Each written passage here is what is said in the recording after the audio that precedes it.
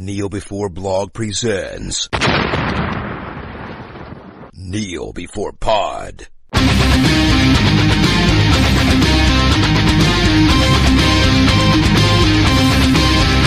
Hello and welcome to this Legion podcast on Kneel Before Pod. Today you are listening to me, Aaron, speak, which is quite Legion because I'm not used to being here. I feel quite uncomfortable. I don't really know what I'm doing or where I am.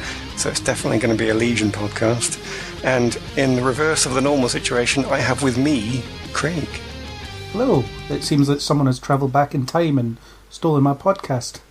That's entirely possible, but we don't think we can be sure that this isn't complete illusion, so I wouldn't take any of this for granted at all. I'm sure normal service will resume at some point. Sure, yeah. I can't promise that, but we can certainly try. How are things with you? Things are good. I'm feeling a bit mind-bent after kind of binge-watching 4 episodes of Legion over the past couple of days. It's quite an ordeal to just sit and immerse yourself in that world for such a concentrated period of time. Yeah, that's a bold choice, actually, doing them all in once. I split them out myself over a few days just to give myself a little bit of room to get my brain back into space. But yeah, so we're doing episodes, Season 3, Episode 2, 3, 4 and 5 in this podcast, or chapters 21 through 24, depending on how you keep track of time in your Legion world. And I think we're going to do one more after this one to finish off the season. Yeah, there's 8 episodes, so yeah, we'll leapfrog another 3 and then come back for the final ever Legion podcast. Crazy, but absolutely. Before we do Legion, let's do our Kneel Before's and Rise Against. Craig, you can start me off, keep me back on track, give me something to kneel before. Sure, I'm going to kneel before the trailer for Jay and Silent Bob Reboot. Really? Kevin Smith and Jason Mewes returning to those characters after so many years. The trailer looks a great deal of fun. I mean, I like Kevin Smith's films to varying degrees. Tusk wasn't that great, but other than that, I think he's done good work. And seeing Jay and Silent Bob again should be a lot of fun. Melissa Benoist is in it. She's in Supergirl. She is Supergirl. So that's almost proof that people like to work with Kevin Smith. You know, they're going to turn up for these tiny little, by comparison, films that he wants to make. And I'm just excited. The trailer looks super fun. I've seen a clip from it before because I was at his live podcast, which I'll link if I can find it. But yeah, it's cool. I like Jay and Silent Bob. Do you reckon he's got anything new to add then? If it is a reboot, I mean, is he making jokes on the idea of rebooting universes, or what's being offered here? So it seems the joke is the reboot refers to a reboot of the in-universe superhero franchise, Blunt Man, I think it is. So it's right. They hear about this remake of themselves effectively, and they travel to LA to try and stop it. It's along those lines. So it's probably going to be poking fun at the whole reboot culture and maybe referencing how relevant Jay and Silent Bob might be in this kind of modern time, where there's been enough time that sure there's a cult following, but also are new fans going to be interested? I mean, I don't think Kevin Smith makes films that he expects to make an awful lot of money. He talked at length about that when Yoga Hosers came out. It's like, as long as it makes its budget back, I don't care. And that's his attitude. He's making films for himself now, which is admirable, I guess. Sure, fair enough. Well, I mean, yeah, I did watch them, so I'll definitely give it a watch. When's that coming out? I forget. Later this year, I think, maybe? Right, fair play. I will chuck into the Kneel Before bucket the Expanse Season 4, which we think you might have talked about with Chris on a different podcast, or not. It's on the Comic-Con podcast, which may or may not be available as you listen to this. Nice. So we won't worry about that too much, but I'll say I looked through all the stuff that's coming out recently, and I'm still more into my sci-fi than I am into my supers. Interestingly, Legion gives me something here that I think is more on offer from sci-fi shows than it is from the superhero shows. So it's is one of the reasons I've stuck with Legion here. But yeah, if you've already discussed it, I will register my interest in case this particular podcast goes and does some more Expanse stuff, and then maybe me, Chris, and Kat can follow up on that. Yeah, I mean, it was only a brief chat about the trailer because we were on with Nick, and Nick hadn't seen the season, let alone the trailer. So right. Couldn't really dig into it. But so what about it kind of stood out to you? Let's just assume that everybody listening has seen the trailer or doesn't really care. I'm going to be honest, the thing that I'm most interested in is actually not what was in the trailer, because sometimes I see trailers and I say there's some plot.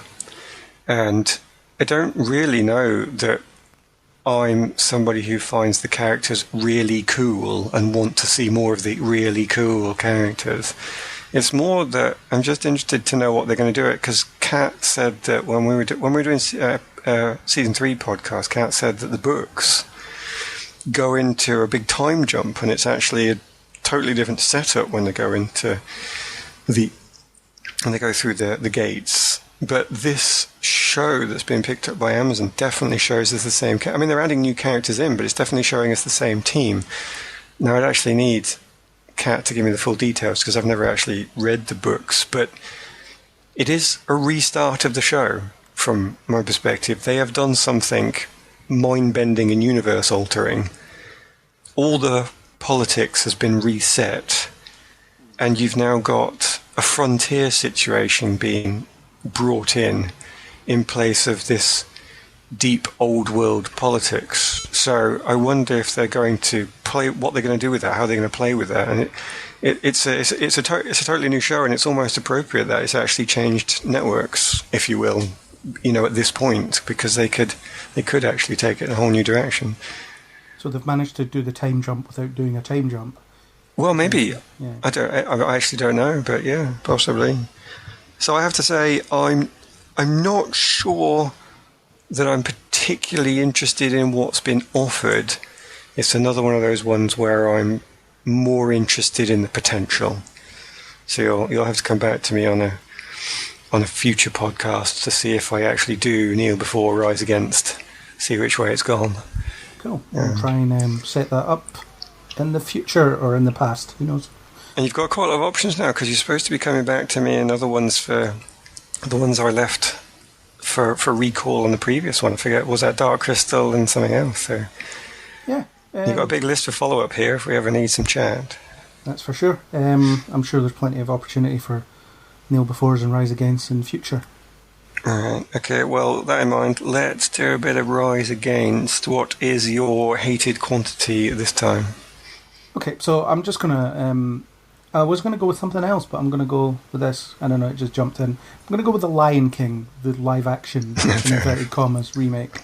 I don't think it's going to surprise anyone that I found it underwhelming. No. It's not as bad as Aladdin, but then what is?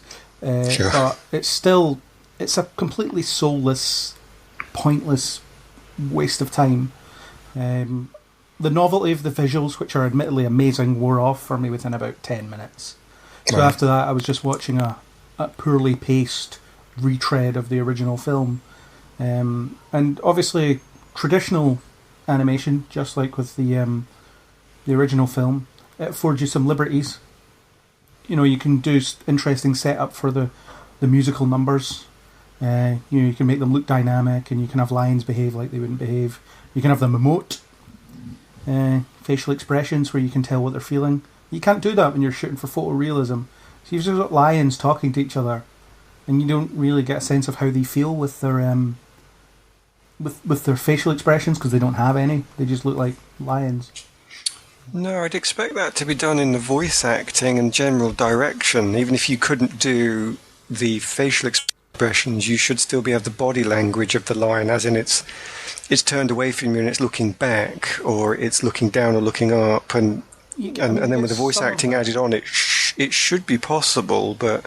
You get that basic stuff, but the thing about the voice acting is it seems more subdued to match the kind of bland look of these lions that are talking to each other. Oh, tricky. Which is an absolute shame. I think the bubble should hopefully burst on these live action remakes, because they're not bringing anything new to the table.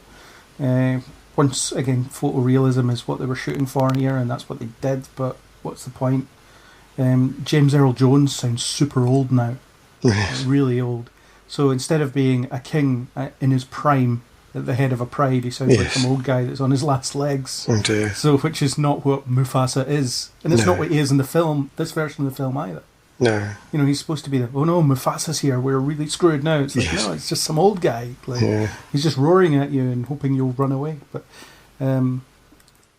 so yeah, I would say if you want to watch The Lion King, just watch the original. It'll take you less time and it's way better. Fair play. I wasn't attracted in by these, so I'm probably not going to go and see it. But I wonder if it's still pulling in sufficient money, then that will actually keep them going into others. Have the previous made any money? Do you know? I'm really not sure, actually. I know that the screening I was in was empty. Really? There was about 8 people in it. I mean, it was 10:30 in the morning, but even still, that's some indication of, you know. So maybe people are sick of them. A trailer for Mulan came out recently, and they seem to be making some changes, but when it comes to Disney's live-action output, I'm more interested in things like Maleficent, which is, here's a character that was in something, but we're going to do something completely different with them. Well, fair play. Mulan seems to be getting a lot of good press there, but I guess we'll see.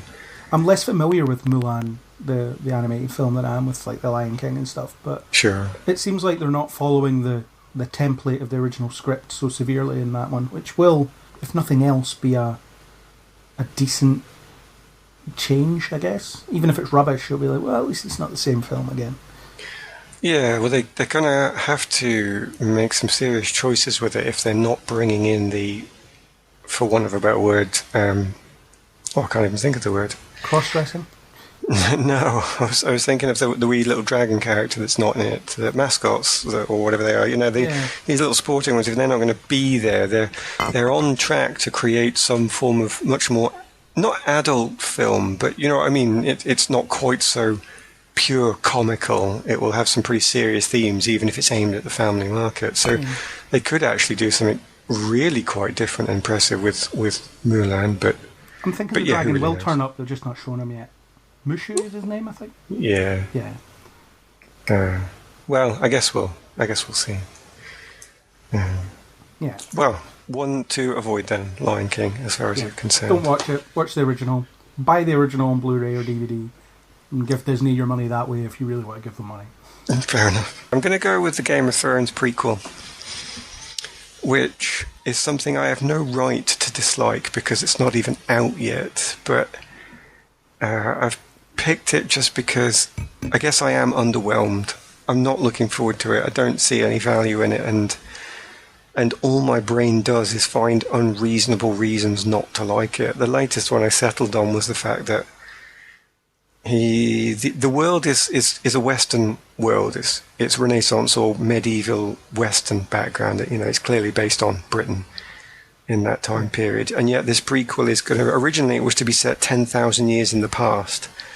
And I was thinking, all right then, so that's the Stone Age. Is that really what you're going to go with? And I think they quickly corrected themselves and said, oh, no. It's actually only 5,000 years in the past. But my brain still unreasonably went to, okay, so the Bronze Age. You know? And I know they're not going to do that.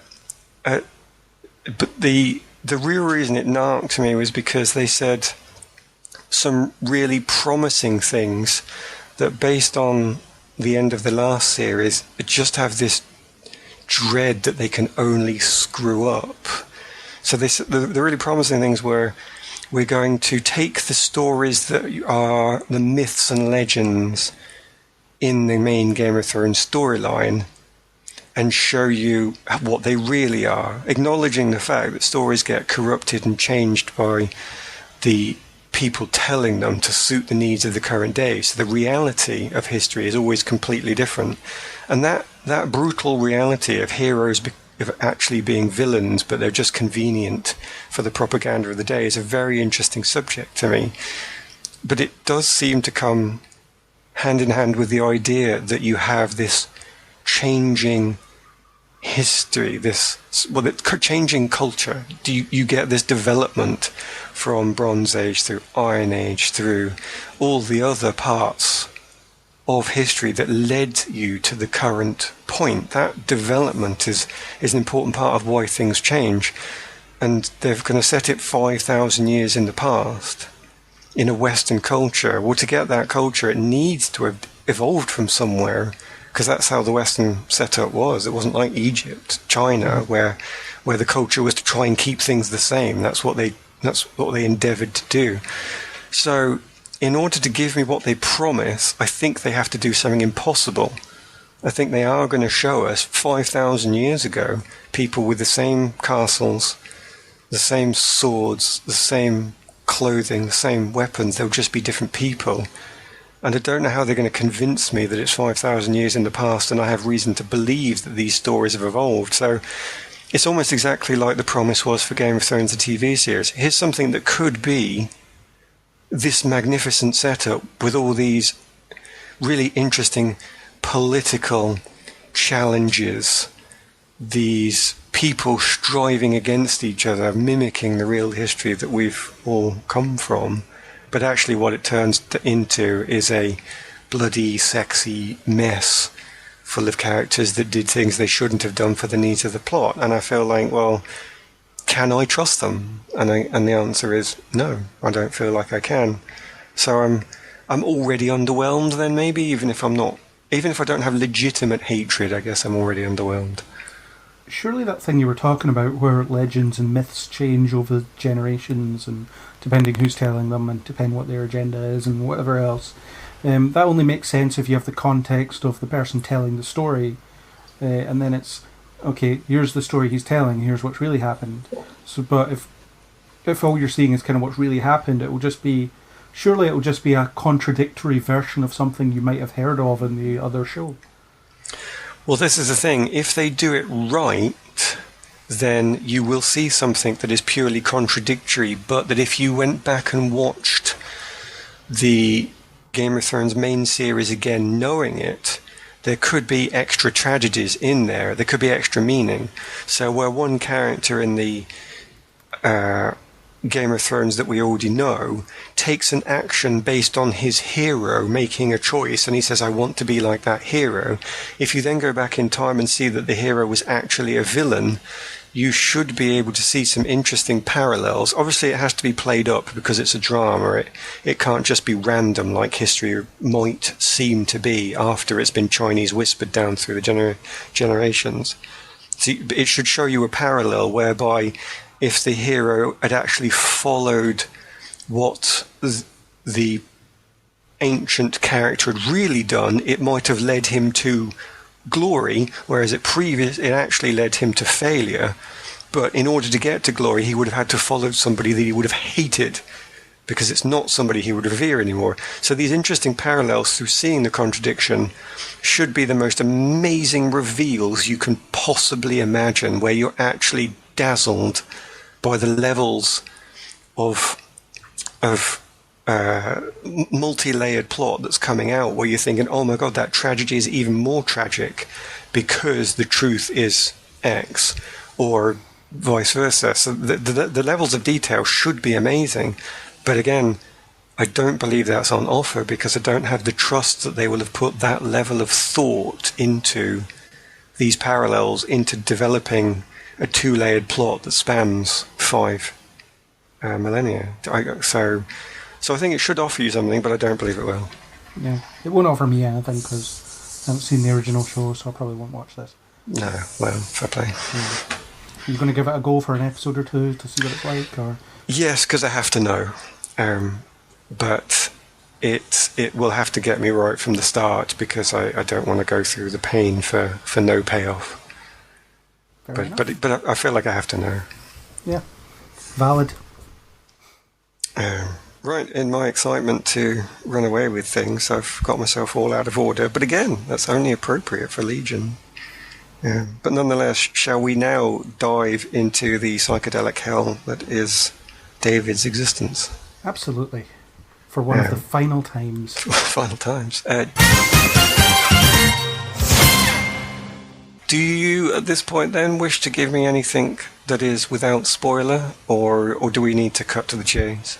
I think it's more appropriate to launch into spoilers or teleport into spoilers or whatever method of transport you want to use, because there's 4 episodes to cover here, and to give a spoiler-free account of 4 episodes would be a challenge. Well, I can't wait to hear what you choose in terms of a sound effect then to fully represent David's descent into horrific madness, but I'm sure you'll come up with something. And with that now chosen, added and absorbed into our brains, let's pick a topic to go with. Now, I'm going to give you a topic to start with which is dear to my heart and possibly one of the least important parts of the whole thing, but that is dance numbers versus musical. I'm going to widen this out to something bigger. I promise you I'll do that, but I need to start on that because I need to vent my frustrations. There's no dance numbers here. What the hell am I supposed to do with that? No, not really. I mean, you do have some choreographed musical numbers, though. And something really occurred to me. It was when I was watching the most recent episode about an hour ago, or a couple of hours ago. So whenever David is trying to express how he feels, he'll largely follow some kind of musical interlude, whether it be an instrumental or, in this case, a collection of lyrics, but all the other characters get involved. And it's almost like he can't find words to articulate himself, so he picks other people's, in this case, song. You know, because I guess that's the only way he finds it, he can outwardly express himself. Because whenever he tries to talk to someone seriously, it's all kind of muddled and confusing, but if a song resonates with him, I suppose he can use that. And I think that's an interesting character thing, where, yeah, music is the only thing that allows him to feel, I guess. I think I'd agree, it's definitely one of the most interesting parts of it. I think it's done because we've definitely still got a very childlike David. He never really grew up. He spent all of his time either locked in his house or in a mental hospital, and he's never really had the chance to mature. And so when he, as you say, comes to try and express himself, he just doesn't have the words. He certainly doesn't have the emotional control to do it, and therefore, as you say, he picks something that resonates with him and uses that instead. And you're right, I think it's a really good indication of who David is. I think that's one of the things I really liked about Legion and missed from the first episode of season 3 is this storytelling beyond the words that are actually being spoken. I thought episode 1 was quite straightforward, but then when we get all the way through these, and especially up to that last episode 5 that you've just talked about, you're definitely getting more of that. The weird and the wonderful comes back in, I think, around episode 3. It starts to get really nuts again. But whereas you always fear with Legion, it's going to be purposeless. It's going to be weird just so you know it's weird. And there are still a few things in there that fall into that category. Nonetheless, when you think about the music, as you say, it's got that purpose. These musical pieces are telling you who David is, and even to the extent that it's showing one of the themes of the background that he is not in isolation. Every time he does something, it affects everyone around him. So in this case, that is physically manifested in the fact that when he starts to sing, literally everybody around him is pulled into it. He alters the world in the same way. So it is dramatic, it's representative. So I'm pleased. I'm pleased to see that. I think I was going to extend that whole thing into the whole visual and musical atmosphere. Do you have moments that you've seen elsewhere in these 4 episodes where you've thought the same sort of thing? The visual that the director's picked or that the musical director has picked represents something and thought that's amazing? Well, there was one that's particularly stood out to me. You know, the kind of Xavier episode. Episode 3, the setting up, or David learning what happened to his real parents and why he was abandoned or adopted by different people, and it's the mirror of the pilot episode, the mirror of him meeting Sid. He uses the same song. It's shot from, at least as far as I remember. I didn't go and rewatch the pilot episode to confirm this, I'll admit, but it seems shot very similarly. You know, I remember him and Sid walking around with the was it a shoelace or something between them. It kind of symbolised them holding hands. Yes. Or some kind of it was her bandana or something, whatever it was. They were holding something together and they were holding hands. But then you've got Xavier and Gabrielle walking around holding hands in the same way. Yeah. And obviously their asylum is less colourful than David's asylum. But But it's I suppose that's to contrast it as well as compare it. And I thought that was... I mean, even though I didn't remember the song before going into the episode, as soon as I heard the song, I was like, it's that song they used in the first episode. And it's like, I guess that's hats off to the production team for that, for kind of turning that into a signature song without me even realising it. So the show's got inside my head in the same way that David gets inside everyone else's head. So, well perfect. Done. Yeah, perfect. Absolutely well done. I mean, they wanted to draw an obvious parallel there. I think there's some stuff that is not so obvious and it is just thematic, like the Alice in Wonderland theme that runs through, which was less hidden in cases this time round. It was pretty much, let's have a Mad Hatter's Tea Party. You know, that was fully in your face, but it's still more just theme of madness. I was so desperate for Alice in Wonderland to have some great impact or inspiration. Something in this was caused by an Alice in Wonderland inspiration, but when I was looking for it in seasons 1, I wasn't really finding other than we're all mad here, and I eventually had to give that up. But with the clear parallels of Xavier and his wife, as you say, and then Xavier's son also meeting significant other, it was obvious, but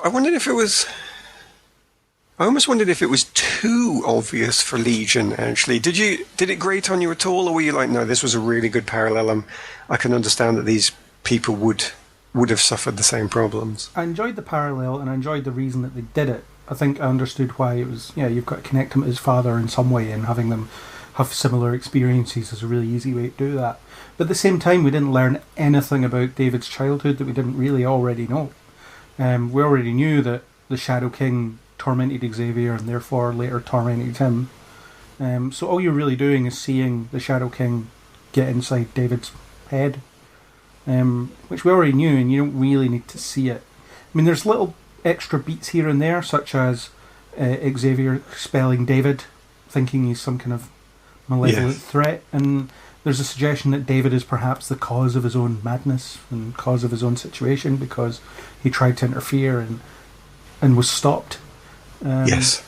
But obviously he's not to know that, and he doesn't really know how time travel works. No. Switch is kind of unsure herself, so it's, we'll do this and try this, and it's kind of went horribly wrong. But yeah, it was kind of on the nose that, okay, I already know this stuff. You need to give me something a bit extra here. I think, I certainly take a note for us to definitely discuss that, sort of creating your own history as in here. And I wondered if they were going to do more with it. They might have implied it, but we might need to see more to know whether they are going to go down that route, especially now David's changed his mind about his strategy. Yeah, and if Xavier comes back to interact with him in some meaningful way. Oh, well, yeah, absolutely.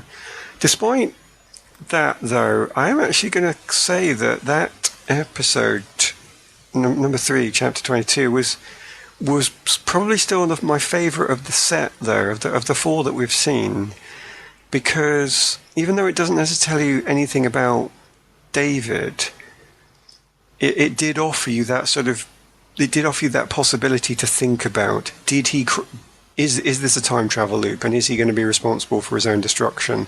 Because it's very much that point where Xavier has to expel his own son without realizing, that then leads to the mother having the break, because it's all happening at the same time, it's all the same threat.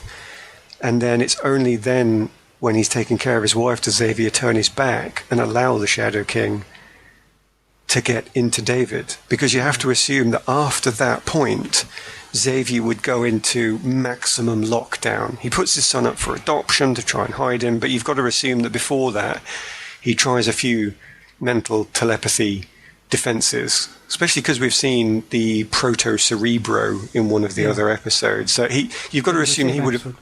in the same episode. You've already seen that, so you've got to assume he would try some defenses and fight off Farouk, as he presumably succeeded doing if he's quoted as being able to defeated him that first time. So it seems like the only point there was a weakness in Xavier's armor that allows the Shadow King in to take his revenge is created because of David's interference. So we don't learn necessarily about David, but we learn about how Xavier managed to fail his son. And in this case, it was with something that's actually quite understandable. I understand why he turned his back. He thought the Shadow King was defeated. He thought he was just taking care of his wife. He was in shock, or he was in despair. And therefore, it seemed like there was something being offered there. And I think I appreciated that, especially because it was very much a horror episode. I mean, did you get that? I got the vibe that it was a horror episode. Did that? Haunted house, absolutely. Yeah. And I noticed that that's the first time I think they've offered us a different genre. Was it? I don't know if it was season 1 or season 2. Which one of those offered us sort of a different genre every episode? It might have been 1. Might have been 1. There's always different stuff going on. Yeah, but it is, and this is the first time, isn't it, that we've really been offered a different genre within season 3, I think. It's also the first time that we've ever been grounded in an actual time period, because you see something that's clearly World War II. Mm. I mean, it doesn't help you pinpoint when the show is set at all, but no. But it is an interest, like it's kind of almost a tie to a real thing that happened in our world, which is new, I think, certainly from memory. Yeah.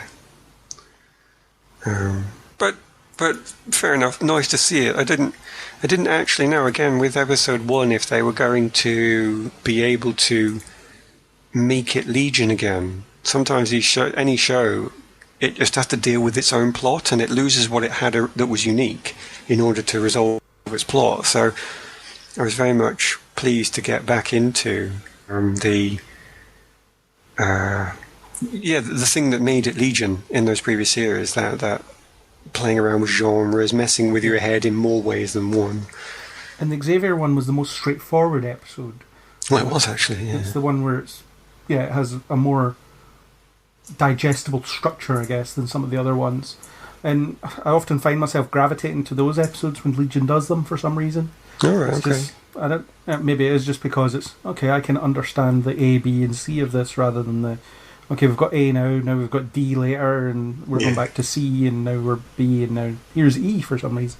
And there's just this jumble that doesn't always make sense by the end. But in that one, it was like, okay, here's a story of a man who meets a woman, has a child, makes a mistake that has that child essentially cursed, and then the rest is history, I guess.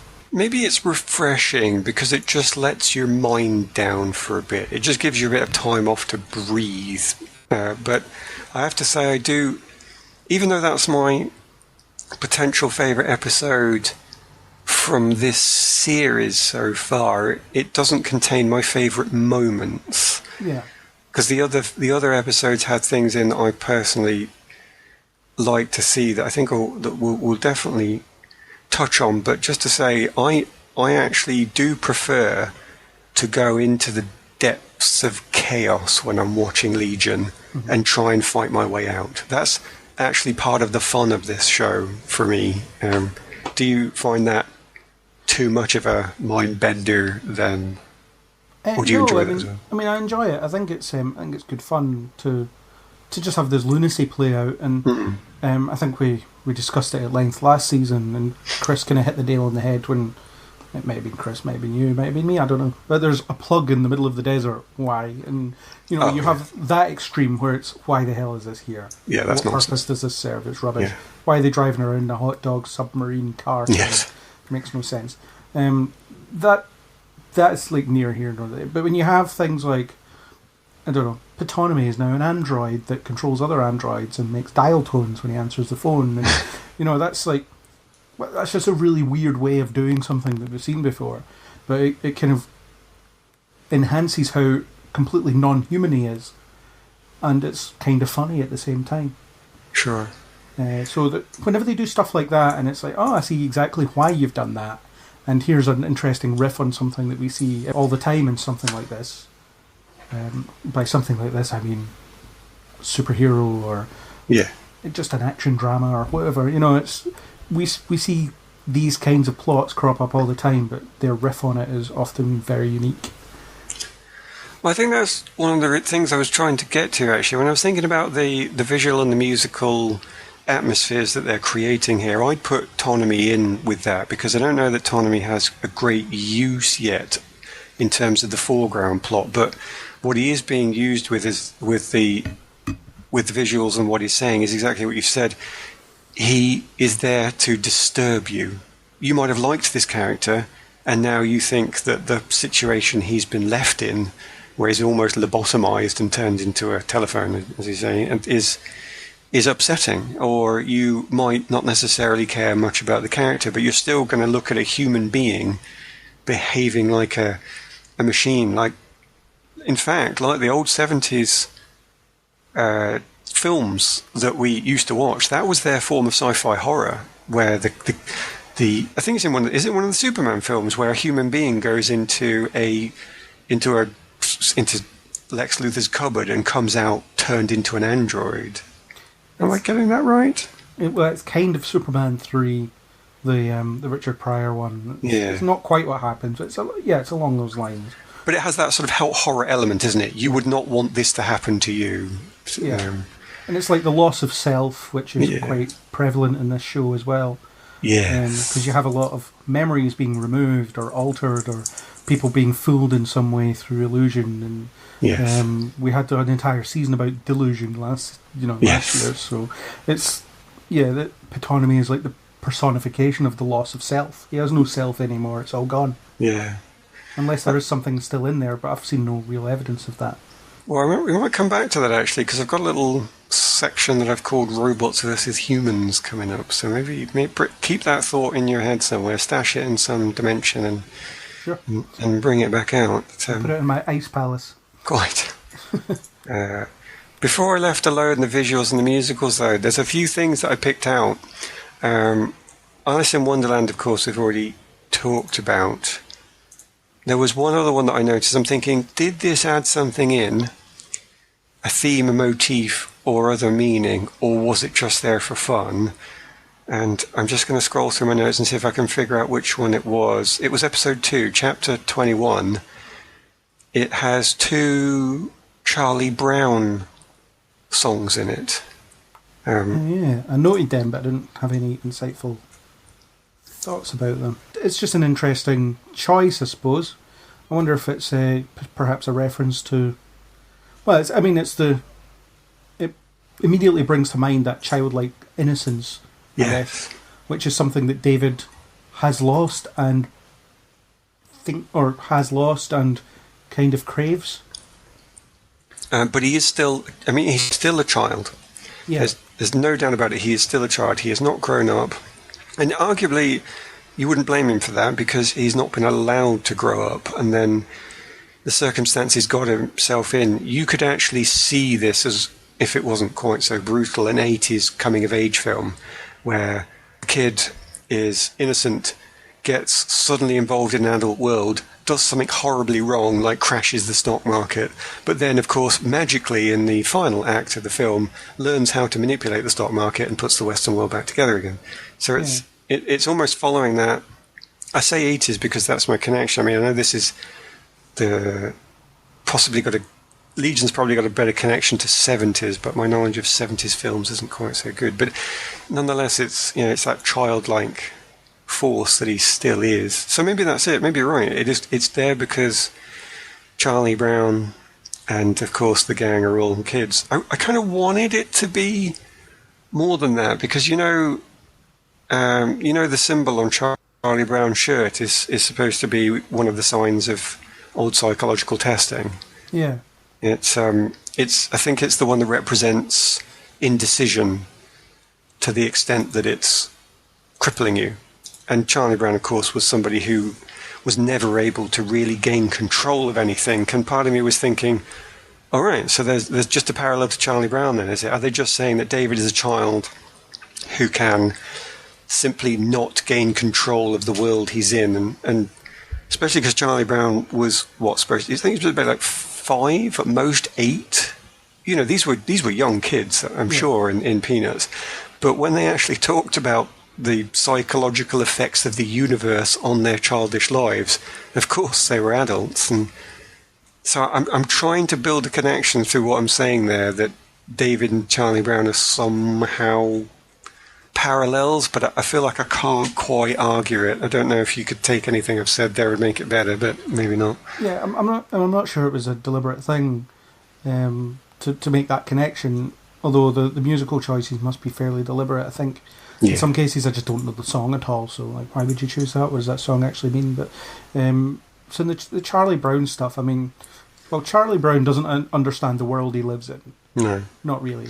Because of course he doesn't. He's a kid. Like, he's at school. You know, in the Charlie Brown stuff I've seen, all the adults, they don't they don't talk in words because, you know, it's that incomprehensible noise.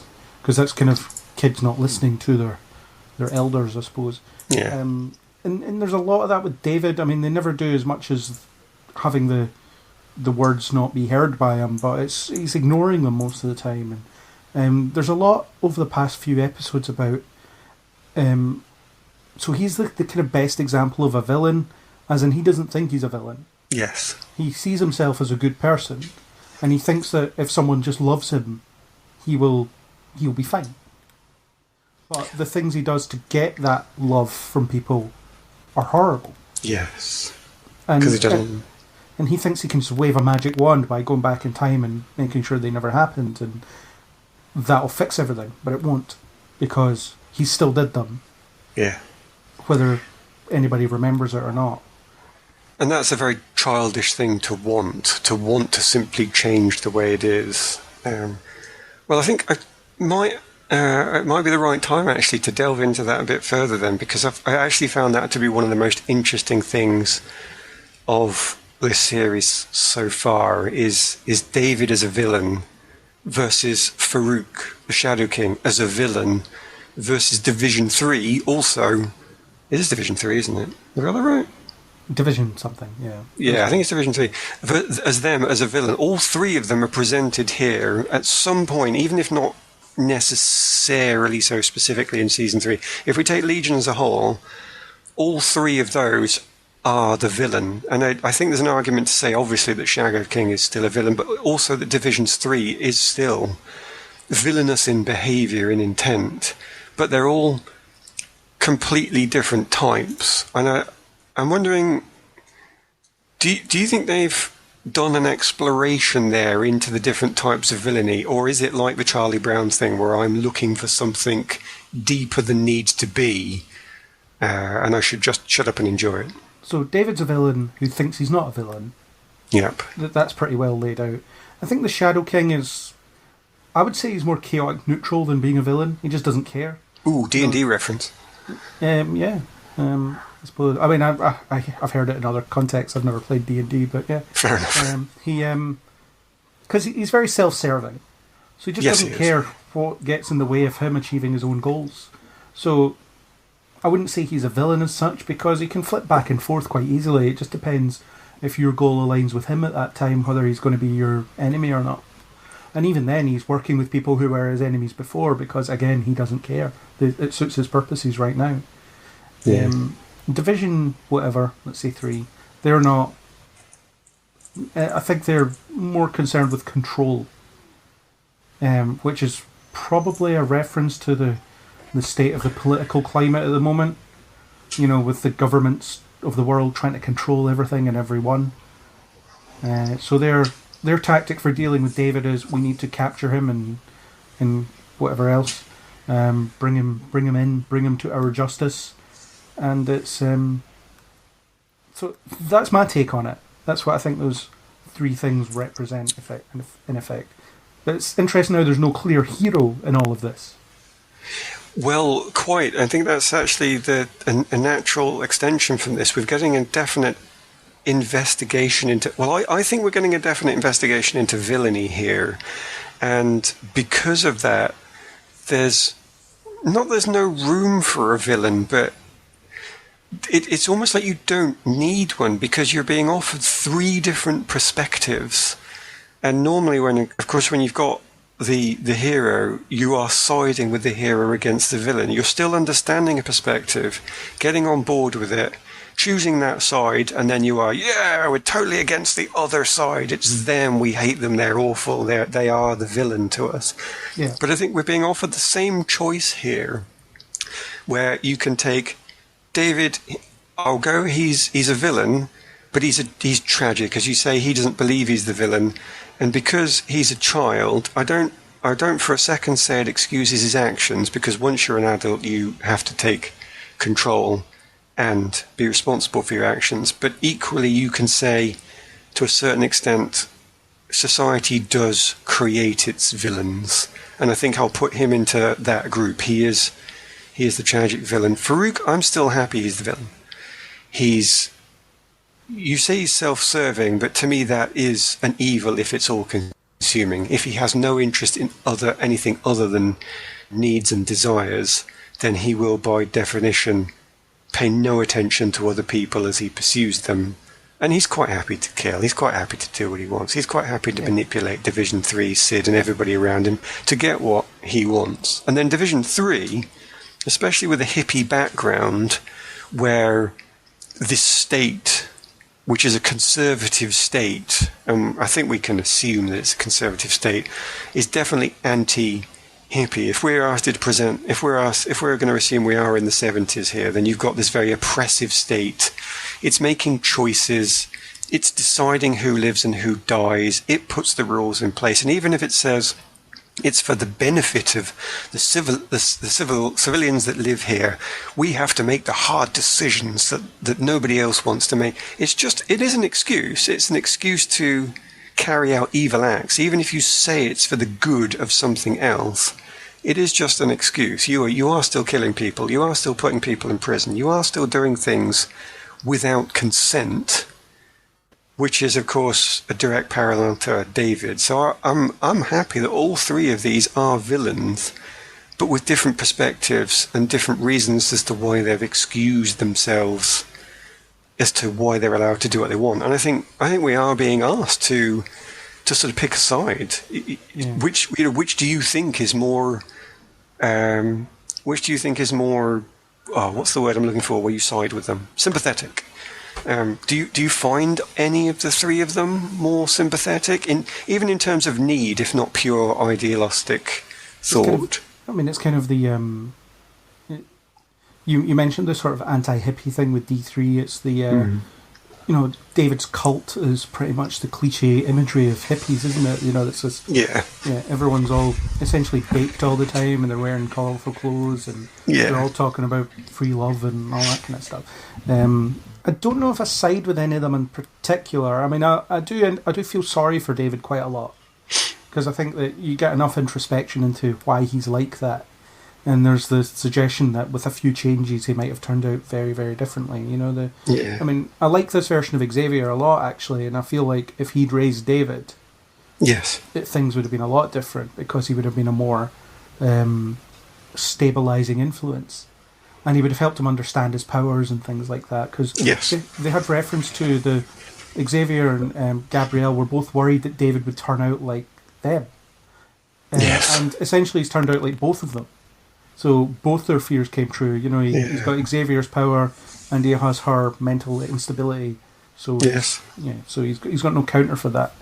Farouk can't be sympathetic to Farouk. He's just, he finds himself scores above everyone else. And, I noted down a quote from the most recent episode where he's talking to David and he calls him a sweet boy undone by revenge. It breaks my heart.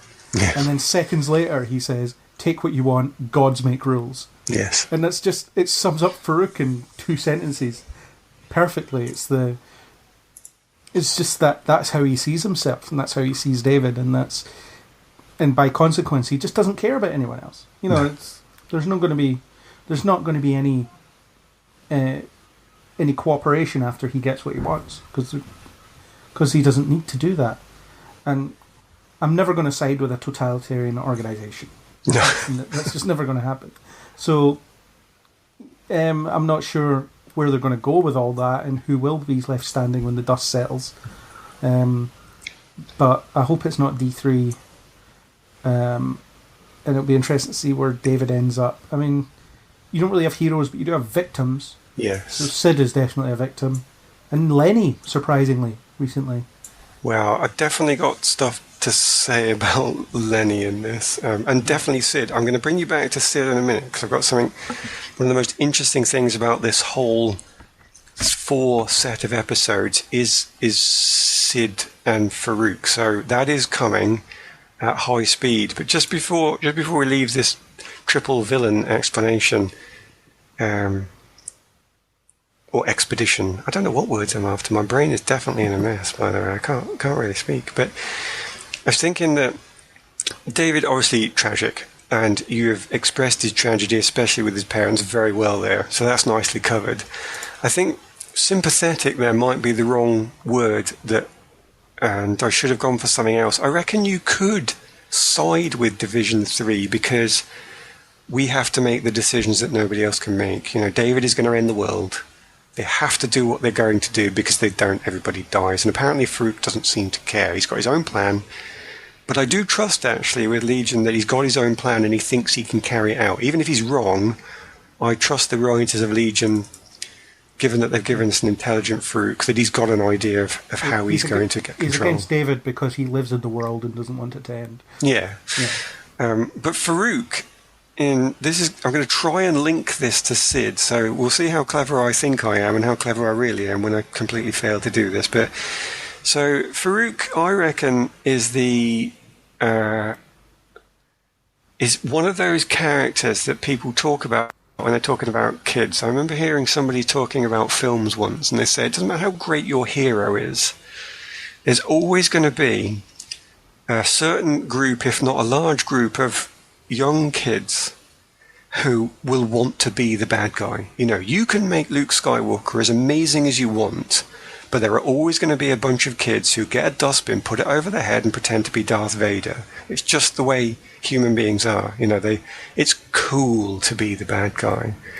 And whereas Legion is offering us this, I think, science fiction style plot whereby we're being asked to consider ethics and morality and the various plot decisions that people have to make, I do think they've done quite well to offer this fun, I guess I'll say veneer, that sits over the top, where you've got the cool stuff.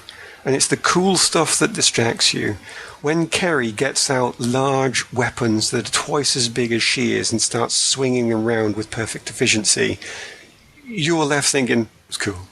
And when Carrie builds this big, mad science piece of kit, you think, yeah, that's pretty cool too. So it kind of leads you into not thinking about it too carefully as well. I think you bounce back and forwards, especially because Legion's very confusing. It's attempting to lead you down a maze. So I do think there's definitely a cool element to Farouk. Naveed Negaban is amazing at that. When he walks onto the screen, he just walks through a door. Right, like, yep, something's going to happen here. This will be good. Watch. You know, I think he's got that presence. He draws you. I mean, he comes in with his sunglasses. You know, he's on a Zeppelin. There's no sun anywhere, but he's the sort of person that comes in with his sunglasses. And if smoking was still cool, he would definitely have a cigarette. You know, I mean, he's got that 1940s appeal. He's straight out of Casablanca almost, especially because they've got that Moroccan connection. And the suit as well. And the suit. Very well dressed. Absolutely. Yeah. So even though you wouldn't ever side with him, I think they've done a good job to make him witty, funny, amusing. So you like seeing him on screen. You're not necessarily going to side with him ethically, but you're thinking, oh yeah, he is cool though, isn't he? You know, Division 3's got that, yeah, but they are making these tricky decisions and somebody's got to stop David. So I think they are presenting you again with this these options that if you were in that Zeppelin, you'd have to make some serious choices. So I would never think you were used Farouk as well. No, it turns up, makes his point, and then leaves. Yeah, and that's what's kind of more effective about him as well.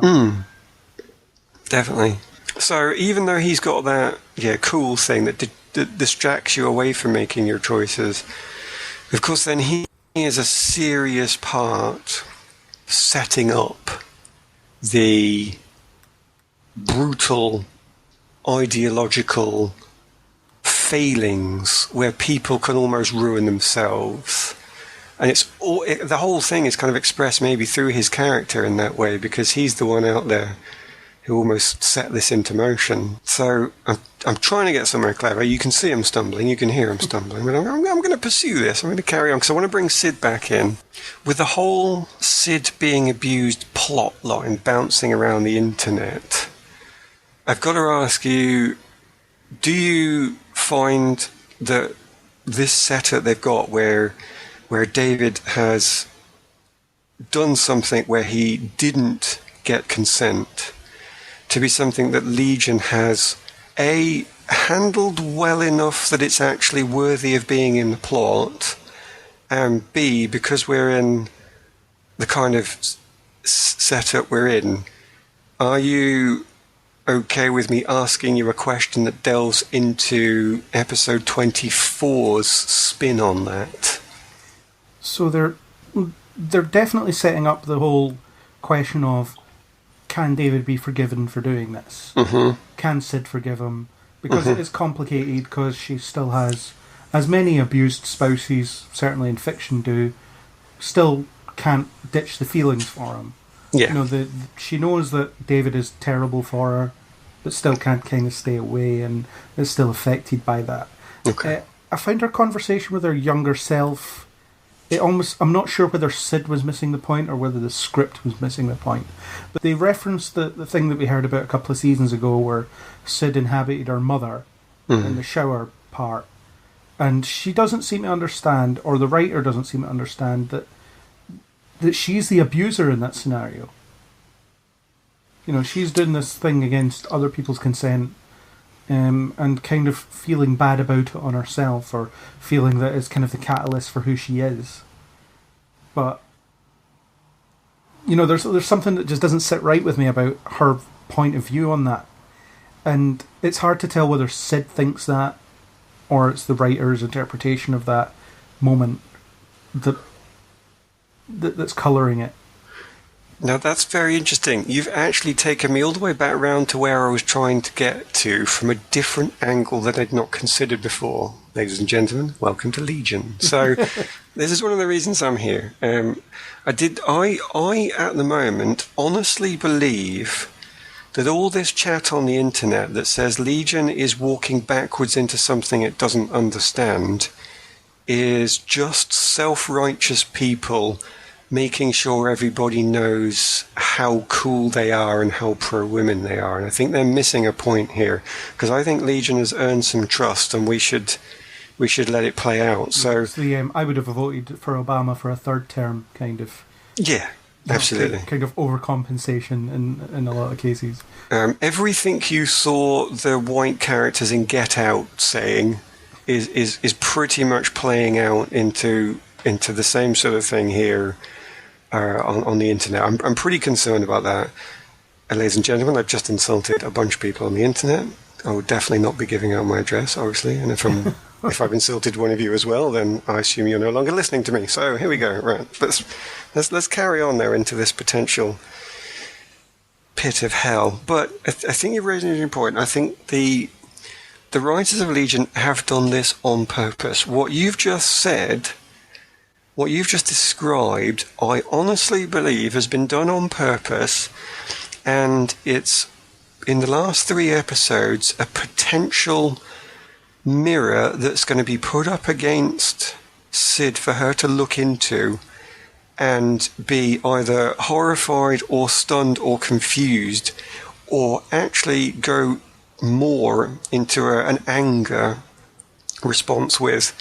It's waiting to go. So you've got this fear that perhaps it's not been considered. I think it's actually there on purpose, and it's coming. It's coming hard and fast, and it's in the shadows, and it's going to slap Sid in the face when she doesn't want to deal with it and when the audience isn't expecting it. And I'll throw one more reason in there to sort of try and prove that point. So when I describe this, though, I definitely want to say that I'm pretty sure, and I hope whoever's listening to this accepts this, that when Craig and I are making these arguments, neither of us believes that what David did is excusable. So we're definitely not trying to say that, oh, we're going to excuse David. I'm not trying to say that he was created as a villain, therefore he was not responsible for what he did to Sid. Actually, I believe the opposite. I think I've said that already in the podcast. I believe society created him, but nonetheless it was David's choice. So he is still responsible and he still did the wrong thing. But that being said, that doesn't mean that nobody else in the whole of Legion is immune from making mistakes, doing things wrong, and of course just being human. And I think so the discussion between Sid and Farouk perfectly gives us that. I think the original discussion was in episode 3 or 4 when they have a little heart-to-heart about how they're going to get control of David. But then it comes to fruition in episode 5 where Sid actually has to go through with it. She has to make a choice. So the original choice is given to her by Farouk. How far are you prepared to go? Yeah. You can't beat David by shotgun. It's not going to work because he's got time travel, if nothing else. But also, by the way, he's God. So, yeah, you lose. Yeah. But he can Trojan be... horse. Yeah. Well, yeah. He can be beaten by the Trojan horse. He can be beaten by your ability to manipulate him. Are you prepared to do that? And, of course, Sid says no, because if you're being a good human being, you do want to not go down that route. And that's a perfectly reasonable reaction. But then in episode 5, she makes the choice. And she does actually choose to, first of all, I will say seduce. It's not sexual seduction, but it is still a seduction. And she does therefore lie to him. And when we get to the final moment, she, of course, switches places with him without his consent. Now, again, I must emphasize, I'm not trying to say that what she did is exactly the same as the consent that is not being asked for when it comes to a sexual relationship. I'm not equating these two things, but what I do find interesting is that even though in magnitude they are different, they are nonetheless human choices in the same direction. I am prepared to compromise my ideals. I am prepared to actually make a choice that removes consent from somebody else because I personally believe that it is actually benefiting some greater good. So in potentially 2 circumstances then, the one you've raised and the one I've raised, Sid has also done something that did not get consent from the person that she has made a choice on behalf of. And because of that, I honestly believe that Sid is going to have to face that choice herself. She's not going to be said, oh, I'm as bad as David. Of course it's not going to be necessarily as bad as that, although I guess that guy must have gone to jail for being a paedophile. So yeah. I guess that is pretty bad. But either way, they're offering you this. I mean, do you reckon you've seen other things like that then, where other characters, not even necessarily just Sid, but maybe Sid has actually done something that bypasses consent? Or do you reckon I'm actually making this stuff up? So I can only really think in terms of Sid, because her body switching is a very specific power that that almost embodies the loss of consent. Yeah. Like she's literally taking everything they can do away from them. Yes. And she's trapping them in a situation where they're unable to do anything about it. I mean, I suppose anybody in her body can just touch their own body and just come back, but maybe they don't know that, or maybe it's shocking. And in terms of taking David out of his body, that's a significant loss for him because of all the power he commands, and it's actually quite simple to defeat him in that sense. If you wanted to get rid of David for good, you just switch bodies with Sid and then kill the Sid body, and then end of problem. And then you just have to count on Sid to be able to use David's powers wisely or kill herself or something, something like that. Just something that takes that potential away, or they lock him in a cell somewhere and that's the end of it. And who knows? I mean, I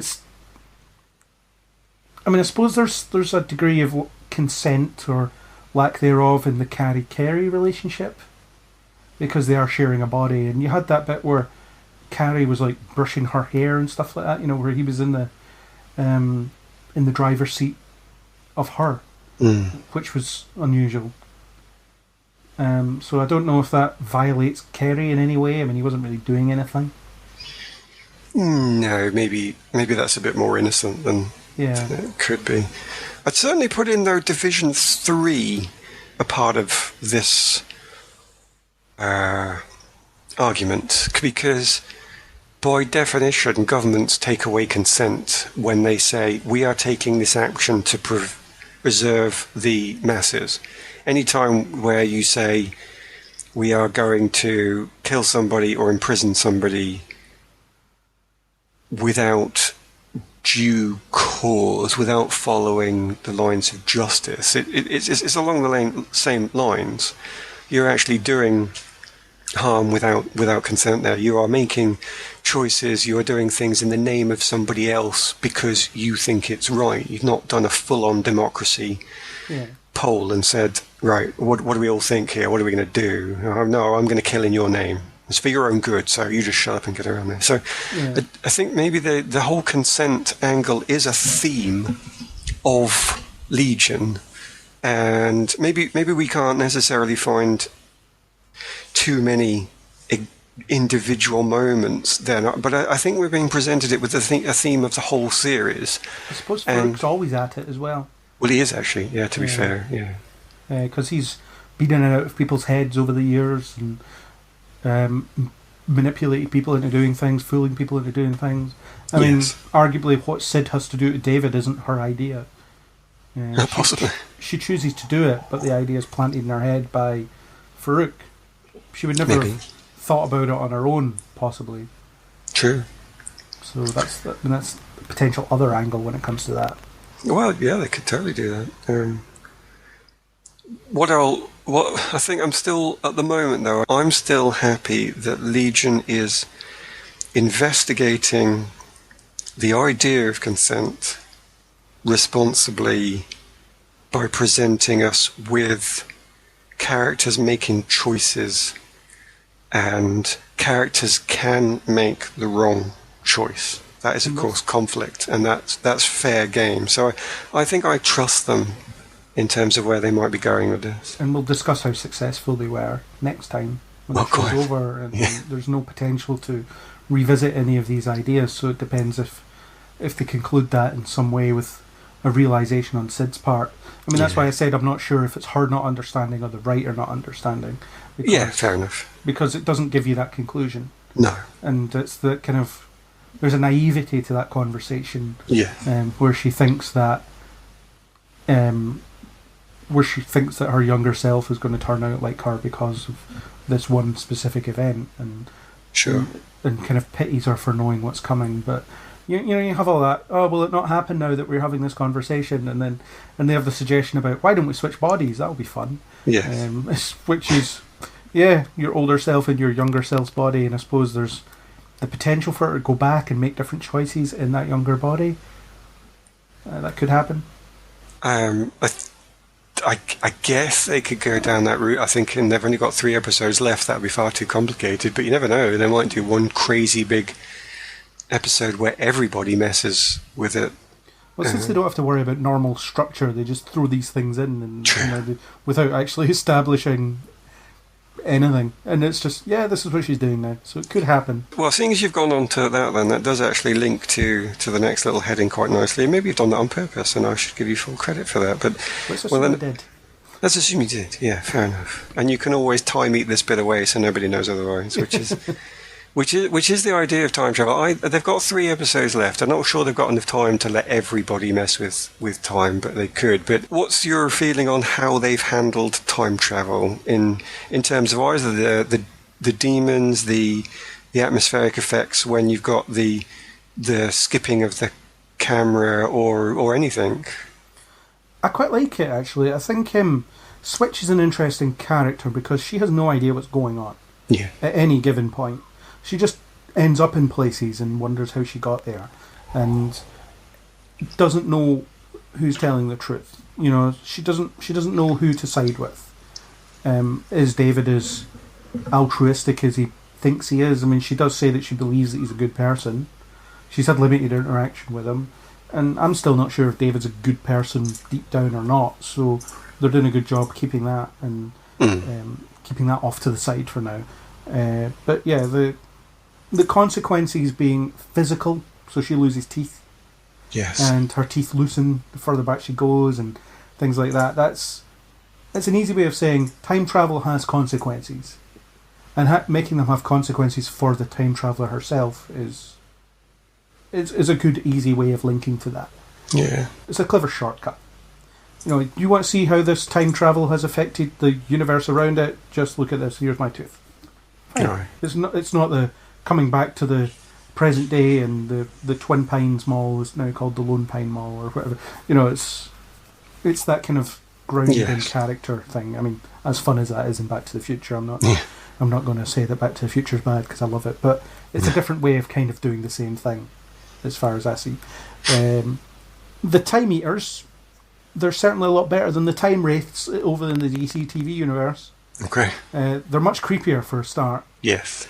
And I like how they built them, and I like the repeating scenes. I like the missing time, so people miss chunks of a conversation. I like that. And yeah, they just look unsettling.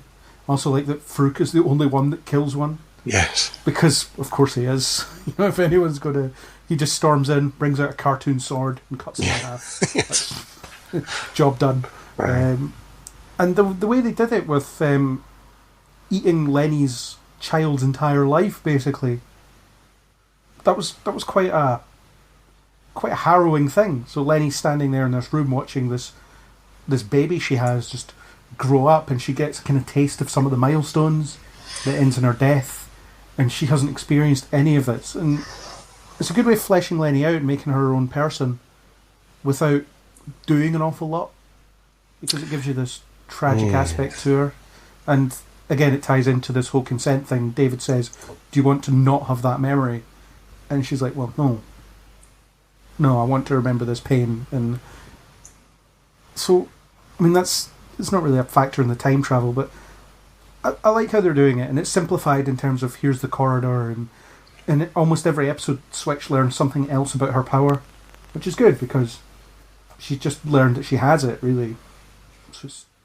It's a learning curve for her. So I'm going to agree with almost everything you've said there in terms of how they've done time travel in the direction. I do actually like everything you've just described on how it's visually presented, and I definitely think it's creepy, and the bit you've described with Farouk and the sword makes it very Legion. So they have definitely owned time travel. Given how popular time travel is, that's actually really difficult, I think, as well, to make it your own. And we didn't discuss time travel in that time travel podcast we may or may not have done yet. Well, quite. That's also quite Legion. So I'm definitely going to agree with all of that. I'm not convinced I can even say anything better to add to it. But what I did have trouble with, though, despite that, is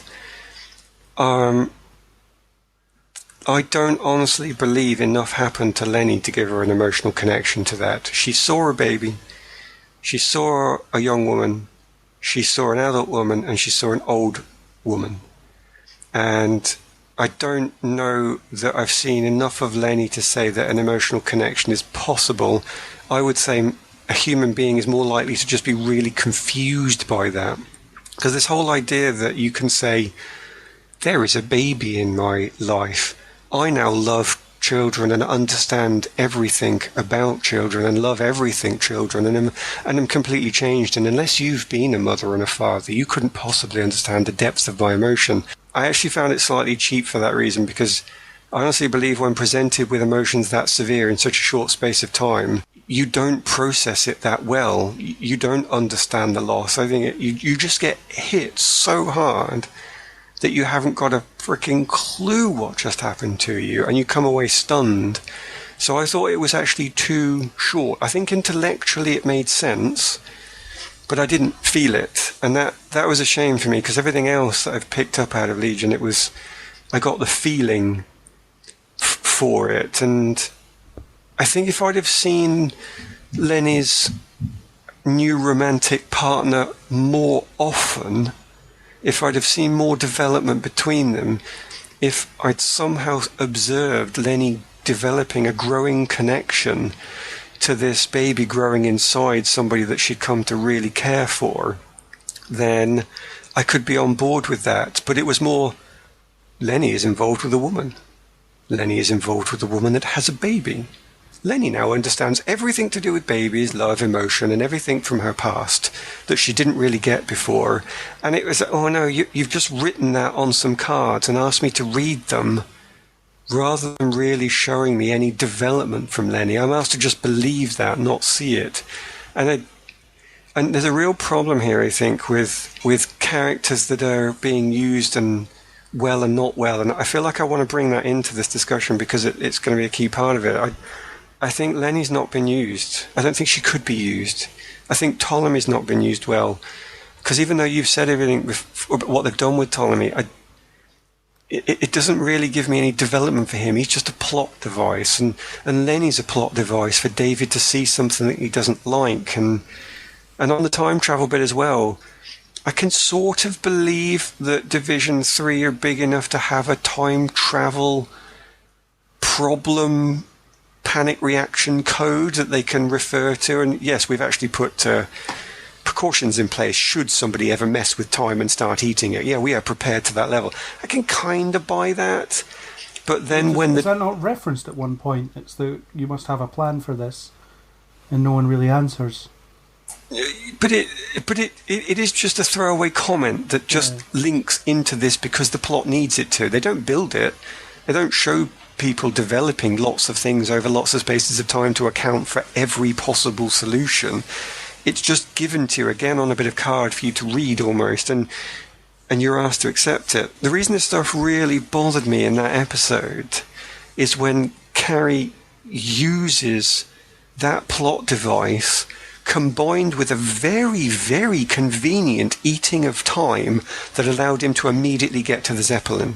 And I'm thinking, I'm okay that the Time Eaters are eating time at random, but the idea that is, and so I'm immediately on the Zeppelin, it's too convenient. It's not clever enough. I like Legion because it's clever, but Ptolemy is just a robot because it's creepy. And I think that's a shame because he could have been more. Carrie immediately teleported onto the Zeppelin because the plot needed him to be there, because showing him in an airplane or something flying up to the Zeppelin would have been pointless and boring, but couldn't you have done something cleverer? And Lenny immediately connecting to a baby because people like babies. Again, it's not clever. It was too quick. It wasn't. None of these things were earned, I don't think. They just had to be what they needed to be. So for me, those were actually the weakest parts of these episodes that we've seen. I'm only glad that Melanie isn't in it, simply because there's no space for the characters we've got, let alone adding in some of these extra tertiary characters. And in proof of that, it's taken actually all the way to episode 5 for Sid to really be meaningful in this plot. Yeah. She actually spent, I think, the first 3 episodes without meaning. And I did say it would take time because there's a lot of characters.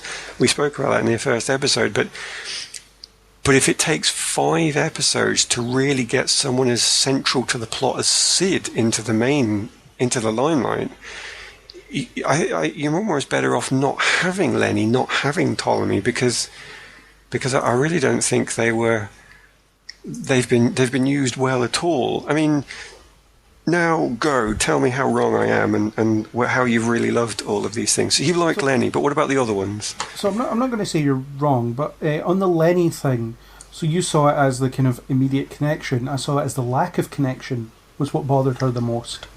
So she saw this life play out in snippets in front of her, but she missed most of it. And then she had this whole thing at the end where her, like, the daughter on her deathbed was saying, you know, thanks for being there for me or whatever. And Lenny has no emotional connection to that whatsoever because it hasn't happened for her. She just stood in her room for a minute and watched all this play out before her eyes and has no idea what her life is like. And weirdly, I'm reminded of that Adam Sandler film.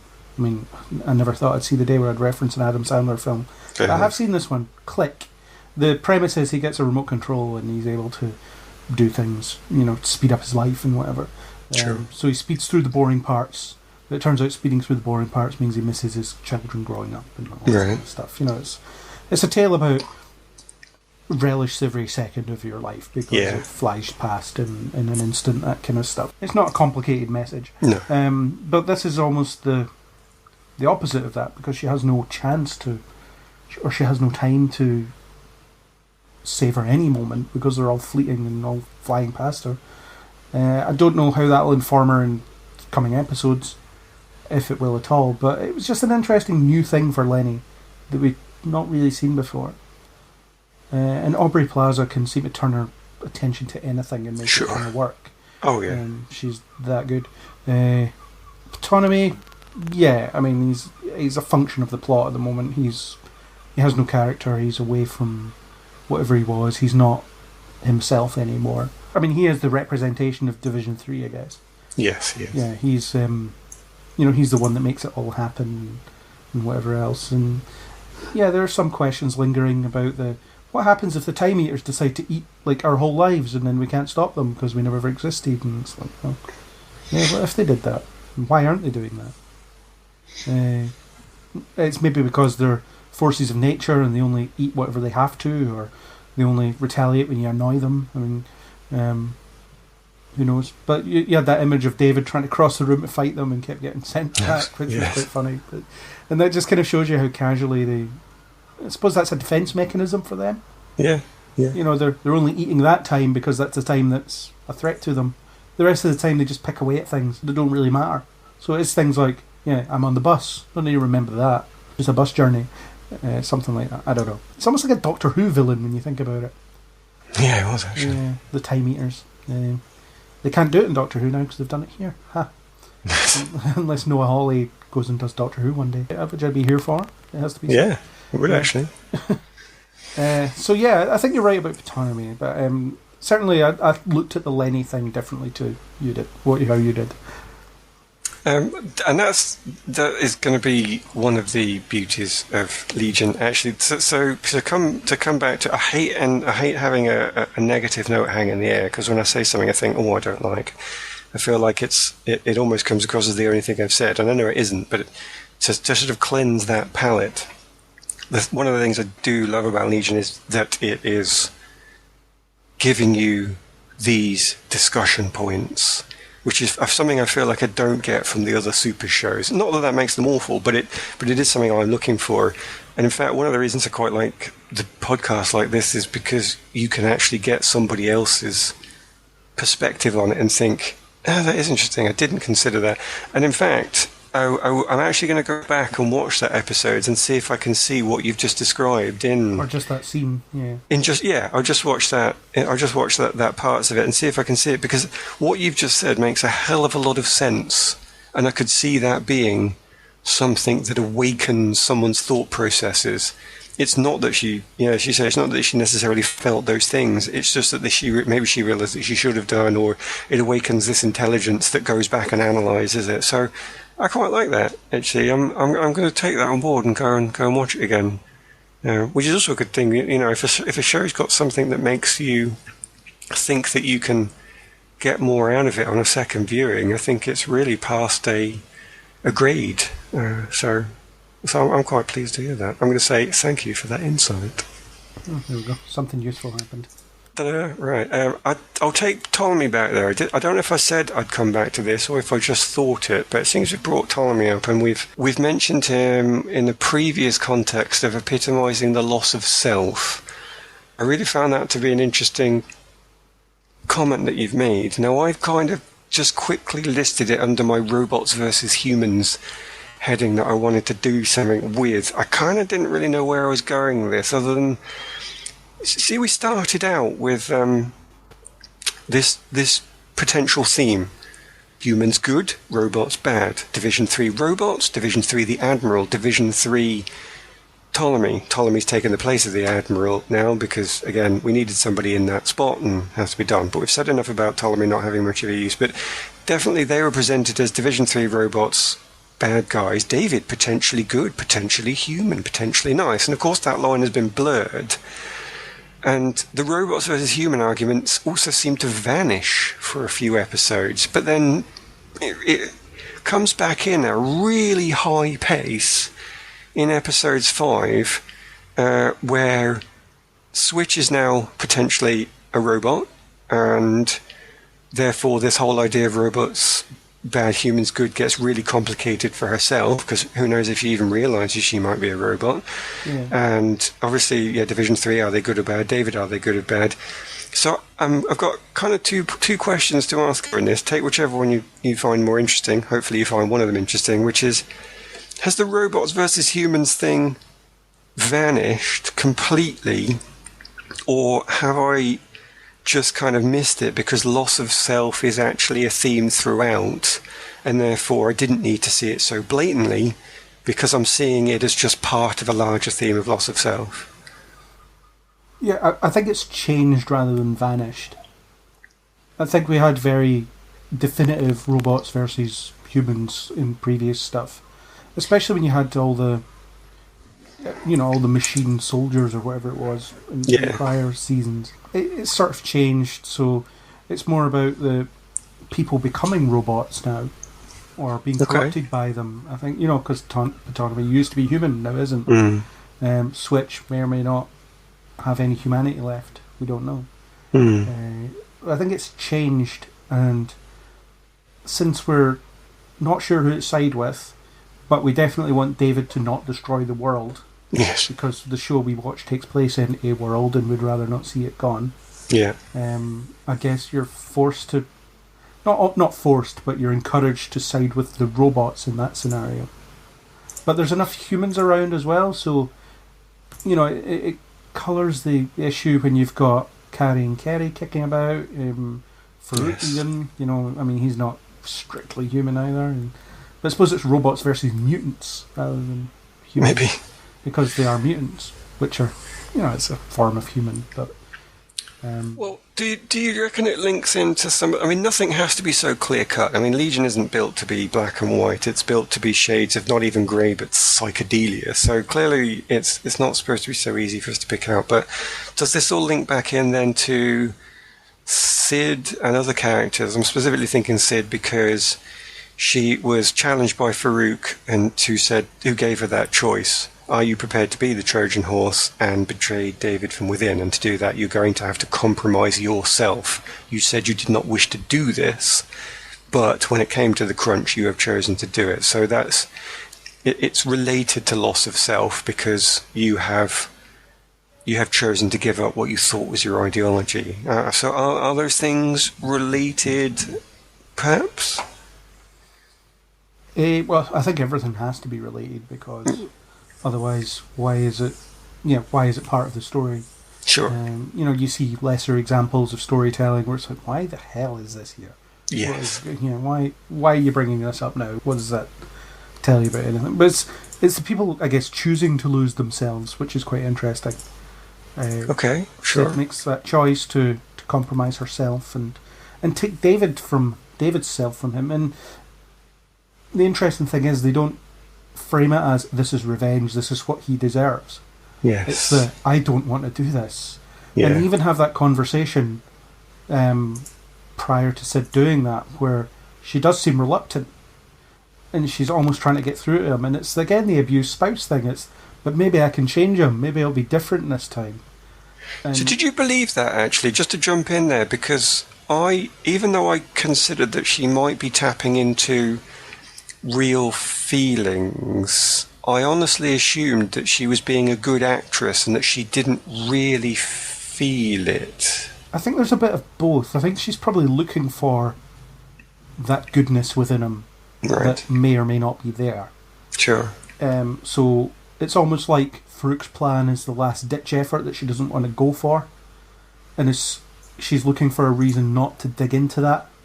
But ultimately, she has to because David doesn't exhibit any kind of any appetite to be that good person that she wants him to be.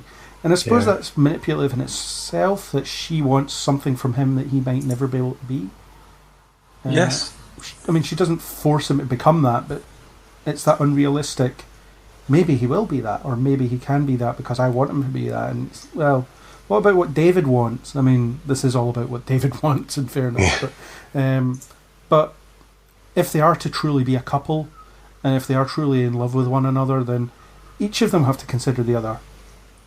And neither of them are really doing that, which makes the relationship very interesting because it's that toxicity. And she is kind of looking for what she wants from him in that moment, and then doesn't get it. So Farouk's plan is the only option as far as she's concerned from there. I think from a certain black starting point, but nonetheless hopeful perspective, there's something quite nice to that, just because it shows that there's not a complete loss of hope.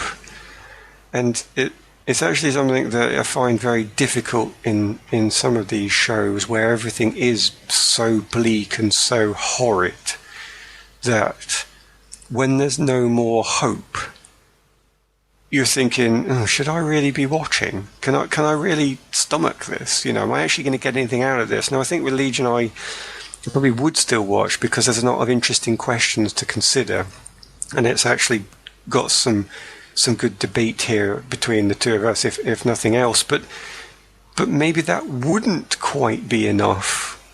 Even so, if I watch too many episodes, and the idea that Sid still has some hope, even if that's the child in her, because she is still also suffering a little bit like David of not having been allowed to grow up properly, of being stuck in this hospital. She's definitely grown up more than David. I mean, I think that's undeniable. She still does have that childlike nature to, I want the universe to be this way and it's not, and it's so unfair about her.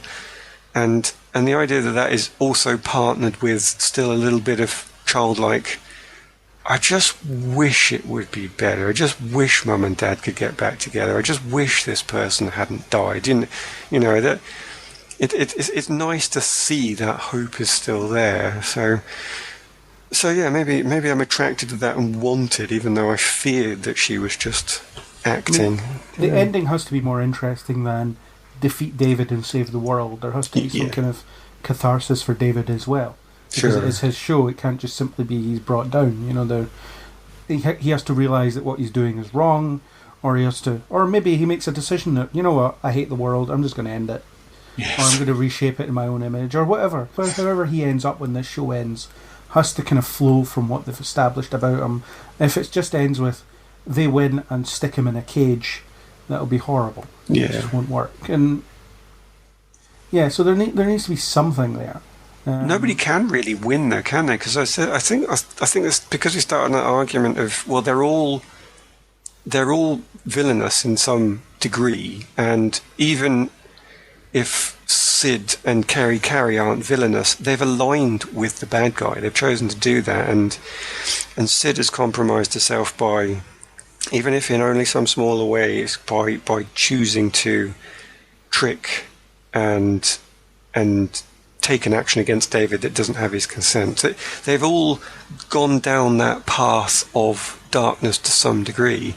It would seem impossible, for the reason that you said, actually, there is no hero. You know, there's no clear hero that just comes out on top here. So it would seem impossible for them to actually pick a winner. To some degree, they've all got to lose. They've all done wrong, and therefore, according to the rules of at least Western storytelling, if you do wrong, you must be punished. It'd be really weird if they all just suddenly got everything they wanted and were rewarded for their hideous choices. So I suppose it's very real that everybody concerned has to compromise in some way.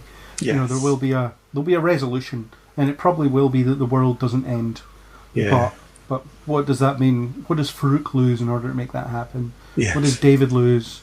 I guess David loses that stability that he's looking for, potentially, because the suggestion is that him travelling back in time and trying to change the past is what ends the world. Yes. Whether that ends up being what it is, that's just Sid thinking that's what it is. Oh, yeah. She doesn't know. It's just a theory. So if that's what it is, that means that David never gets to have the upbringing that he wanted. He never gets that family unit that he so craves. He never gets that, but maybe he gets something else out of it. Maybe he does get some kind of inner peace. It's like, yeah, life can be okay if I don't corrupt people, if I don't take choice away from them. Life can be fulfilling in some other way. And then Division 3, I guess they just get to continue on as they are. They don't achieve this kind of domination that they want, but also they still get to exist. That could be the compromise ending for everybody. Yeah. Certainly Division 3 as an entity can't learn a lesson that is ideological, because that's more for people, that's tricky, and it's hard to see Farouk learning a lesson. But I guess, David, Sid, Carrie, they could turn a new leaf. If I had to guess, I would say Farouk will die. Yeah, Properly die.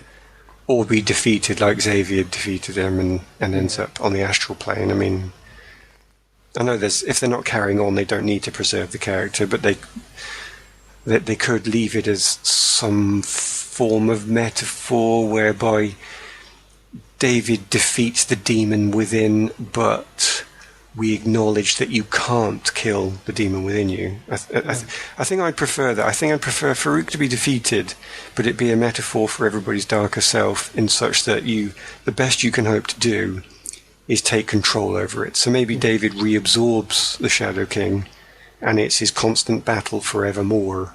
And he's still in there waiting for a moment of weakness to strike, and that's all he needs. Yeah. Which is the same as any selfish desire within inside of it. I think I want something more like that, rather than a heroic somebody stabs the bad guy with a cartoon sword, as well as they've done with that. So I think that leads me to the things what we want and things what we like. I've got a few things left in my notes that probably are worth discussion. Maybe you've got a few things too, but I might just leave it open to a bit more of a general heading. Is there anything that you want to bring up, we haven't brought up, that you thought that was amazing, or I really didn't like that? So, two main things. The time-eating episode 4. There's a bit where they cut to just a random scene from the TV show The Shield. Oh yeah, that was weird. And it's like the Time Eaters have eaten the show, and it's like, I don't know, The Shield might have been on in this slot a few years ago, and that's what it would have been at that point in the episode. It's like, I don't know, maybe this is something that they would lose out on the DVD if they ever release one, but but it was a nice little touch. It was just a random thing, and I had to think about it after it to be like, what were they doing there? But it's like, okay, it's the bit in Gremlins 2 where the film stops playing. Yes. And then they go ask Hulk Hogan to threaten the Gremlins to turn it back on. It's a bit like that. It's the behind the scenes. It's the, oh yeah, the Time Eaters have eaten the last 5 years, and now the Shield is on instead of Legion, and it's a fun little thing, and it's something that you can play with. I think the BBC did that Inside Number 9 thing recently, where they pretended that it broke and all this kind of stuff, and they did it quite successfully. Almost too successfully, because people were like, oh well, I'll watch this on iPlayer, and then turned it off because they thought it was broken. So that was just something that I picked up on. Another thing I picked up on that I just thought was aesthetically amazing was the flip book fight. So it's a standard punch-up action sequence. Nothing interesting in that score, but it was framed as flipping the pages on a flip book. Yes. So it had that almost stop-motion quality. And it's one of my favourites in the whole run of the show, probably. Cool. I mean, it's not deep, it's not anything, it's the action beat for the episode, but I mean, it was the time-eating thing as well, I think. Yes. I think it was an episode. Yeah, it was the time-eating thing, so yeah, we're seeing parts of the fight be eaten away, but it was very much that you almost see the fingers manipulate the flip book as well. When you see the pages flip, you don't see the fingers, but No. It was really good. And it was one of those visually amazing things, and it makes me wish that Noah Hawley was involved in Doctor Strange too, in some way. Oh, right. Yeah, as much as I do like my meaning and my debate about what has or has not happened and been said, I'm not somebody that says that there shouldn't be just good visuals that are just interesting. And despite that, though, they did do it with some purpose. It did have to stand out as a different dimension, which it did. It still had to. I mean, they are fighting. They might as well play with it. Yeah, absolutely. Yeah. So yeah, that was definitely one of the coolest parts. Anything that you didn't like, or are you generally a kneel before of these 4 episodes? I'm generally a kneel before of the episodes. I mean, I've already mentioned that I didn't like or it's not I didn't like it, it's just that I thought it was a bit missing an opportunity about the fact that the Xavier plot didn't really tell us more than we already knew. Oh, right, yeah. I mean, I really liked this version of Xavier. I think, forget the actor's name, but he did a really good job. Although I'm going to say I didn't really get a sense that he was Charles Xavier, but then what am I basing that on? Well, yeah. These days, Yeah, totally different universe, totally different perspective on him, yes. Yeah, I mean, he's nothing like the cartoon version I've seen. He's nothing like Patrick Stewart's version. He's nothing like James McAvoy's version, but equally he's not trying to be. No. So I guess the only real connection you have to him being Charles Xavier is the fact that he's building Cerebro. Otherwise, it could be anybody. Well, he is a mutant who has the serious power. I mean, he is pretty powerful. They make that absolutely clear, and he has the right power set, and he is, in his intention, investigative, and he does try and help Gabrielle. I mean, you could say he just thinks that she's hot and wants to get with her, but that seems which is a lot like the James McAvoy version, if that's fair enough. But maybe that's a bit cynical. So if we assume that he is presented in this as a very intelligent person who is a very powerful mutant, who does have at least some instinct to help other people, then I think we've got a sufficient connection there to Charles Xavier, but just presented through a different lens. And if anything is a different lens, then that is Legion, So it seems on topic enough. I did find the going into space thing a little bit pointless. Sure. Okay. It was let's go into space. It'll take us beyond teleport range. It's like, okay, how do you know that? And and it didn't. A weird one, and it made no difference. Yes. So they were just in space. I mean, I liked Kerry's reaction. That was great. Yeah. They go to space. It's like, yeah, I suppose you are, but I don't know why. I mean, it doesn't factor in any other way because all the action is inside the Zeppelin after that point, and David's still there, so it makes no real difference. Aye. I guess it was something that was on the bucket list for the writers. Maybe. Final season, screw it, we're going to space. Yes, yeah, spend that budget. Yeah. No, fair enough. I didn't pick out that myself as being too much of a bugbear, but of course these things are very subjective. I didn't love it either, though, to be fair. It did seem like it was, what are you doing? I mean, you could have accomplished the same without doing it. Yeah, absolutely. I think I've already mentioned the bit that narked me the most, though, with the characters, but I need to potentially reconsider that. My real bother one, though, is when people do things because the plot needs them to. So Carrie's teleportation, that bothered me. It was so blatantly because the plot needs to. I got a little bit of Kerry got into a fight because the plot needed to, and if David really wanted, he could have put her into space like the rest of them, but he couldn't because she was a main character. There's little bits like that. I don't think they ruin the episode for me, but it's just odd little strange things when they stand out. I didn't really understand little things like when Carrie says treachery when he suddenly finds out he's been mind-controlled by David. And I think, well, hang on. He's the villain who might end time that you're hunting down. Who's betrayed you here? He wasn't a friend.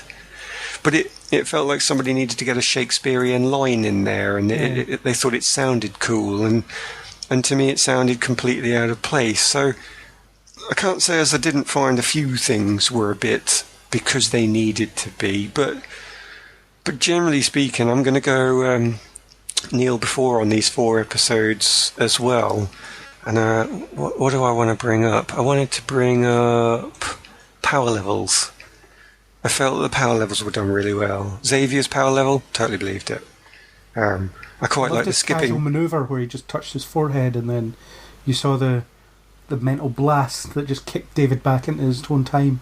Yeah, and I quite like the presentation of, do you want out of here? I do want out of here. Okay, right, well, it's now daytime, and everybody is suddenly congratulating us for being completely cured. Yay, well done you can leave the hospital. And, yeah, absolutely. This guy has chosen to come into a mental hospital because he wants to investigate stuff. Yeah. He wants to see how minds work and what goes wrong, and he wants to learn what his powers can and can't do. And I thought that shows that they've really paid attention to Xavier's character, with all the stuff you've already said about Xavier, but also adding on that bit.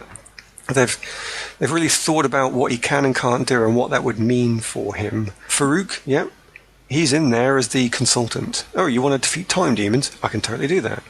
You want to know how to defeat David by being a Trojan horse? I can give you an evil twist on that, but yes, I can. He is presented as the sort of person that you'd expect who has been powerful since the dawn of time. And David as well, he's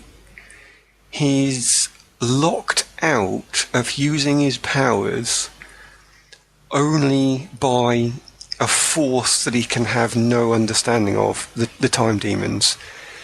They do manage to shut him down, but they do it with, well, from his perspective, the illusion of his mother's jail cell. So it's not done by sheer force. It's done by some intelligent use of power that occurs in a dimension that Dave is not used to. But even at that point, David manages to get control of it, and he realizes, I am God, and he does his, I forget who is it, Shiva the Destroyer, the multi-armed goddess pose, and then he can defeat the time demons himself. And of course, when he's on the real material plane, nothing can stop him. Oh, okay, no, that's not true. Farouk can stop him, but nobody else stands any chance. Well, not by pure power. She does it by the intelligence method, and I'm totally on board for that, because how do you defeat Superman when you're Lex Luthor?